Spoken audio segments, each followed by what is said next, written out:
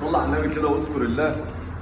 هتلاقي نادر جدا او قليل جدا ان تلاقي حد بيعمل لك فيديوهات على الحاجات دي. دي هنا بالصلاه على النبي اسمها رميت، زي ما انتم شايفين كده اسمها رميت او سحاليب. قول لي يا عندك اسمها ايه وصلي على الحبيب. بقول لك بالصلاه على النبي هبقى اجيبها لك النهارده اميز لك بيها بالصلاه على الحبيب بياضها. بقول لك في ناس بتقول عليها سمكه مش كويسه، بس تختلف ان السمكه دي مزروعه وسط سمك شبار وبوري وما بتاكلش غير علف وشبار صغير، عشان كده تلاقيها بالصلاه على النبي دهن صافي بياض. اي قرموط لونه اسود اوعى تاكله، اهم حاجه يكون لونه ابيض. صلي على الحبيب. كل يوم معلومه في اسماك الرضا.